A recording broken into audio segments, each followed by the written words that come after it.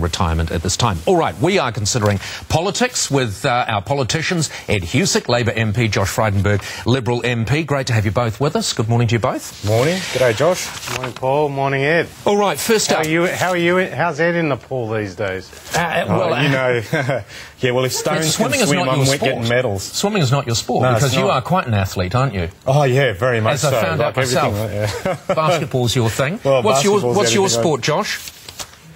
Used to hit a tennis ball better than I do today, I can tell you. Okay, so neither of you will be representing Australia anytime soon at an Olympics. Dreams crushed on 10 breakfast. Thanks, man.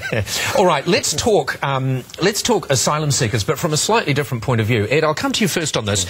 We've been focused so heavily on asylum seekers. Have we been letting others slip through the net? I'm talking about overstayers. 70 overstayers a week.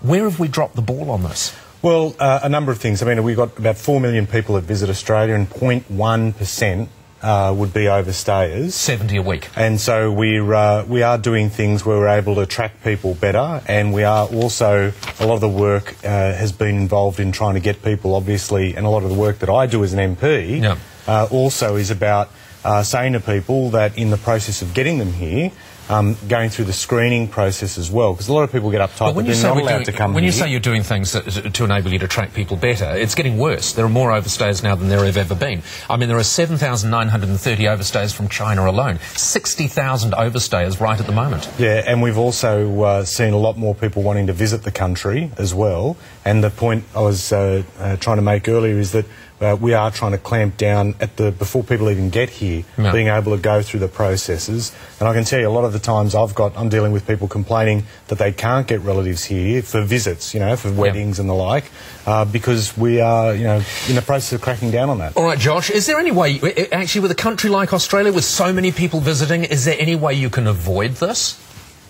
I don't think you can avoid any numbers of people going missing, but I think you can avoid what's happening at the moment, which is the trend line is moving upwards. So the number of people who have been not been detected by the immigration authorities is going up. And but Josh is saying the reason for that is there are more and more people visiting all the time.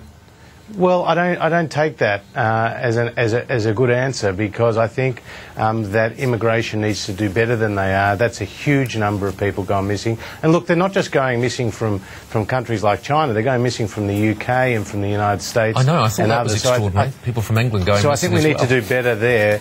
But at the same time, we shouldn't take our eyes off the ball from the offshore issue and the border protection issue, because in the last week alone, Paul, we've seen more people come illegally by boats than in the last 6 years. 3 boats yesterday, Josh. 3 boats yesterday alone, and nothing is being, it appears, nothing is being done about it. Well, can I just go back, Josh was making a point about trend lines. I mean, the other thing that we're doing too is cracking down on employers who are illegally hiring people, and particularly people who are overstaying.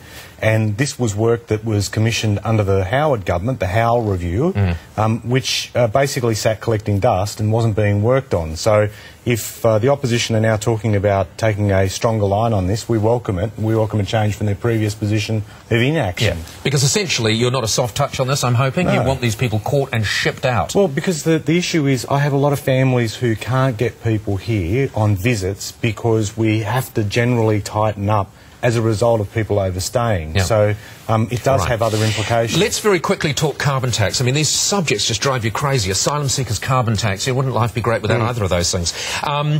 Josh... So try sitting on this end of the couch. Yeah, exactly. Well, if I did, maybe I could sort these problems out. I say lovingly. Oh, can I get a Husic hotline or a Frydenberg hotline? I want to see that. All right. Josh, you wouldn't want to see your hotline, I tell you, because it would be full of asylum seekers.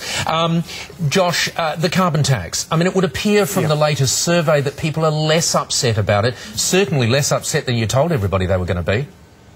Oh, that's not true. Look, more than a third of the people surveyed were deeply upset with the carbon tax, and there's still a lot of confusion. Just this week alone, more than 25 companies and councils have been added to the government's list of so-called big polluters, and those increased costs are going to flow through to ratepayers. But the trouble is, you could just be a voice in the wilderness, Joe. I mean, I'm bored just listening to you talking about this, and it's not so much you, it's just, I'm just bored with the subject. And this is the problem with this, isn't it? I mean, you will be a voice in the wilderness, the Liberals, and everyone else will just be completely resigned to the stupid tax.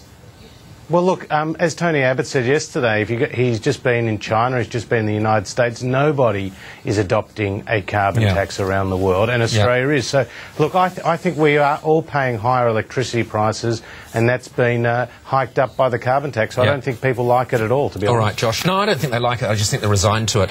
Just very quickly, one very quick question to both of you on the Olympics. Start with you, Ed.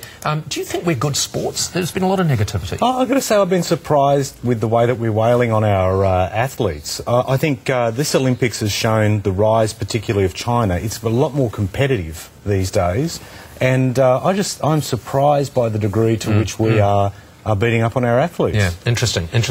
Josh, very quickly from you, what do you think?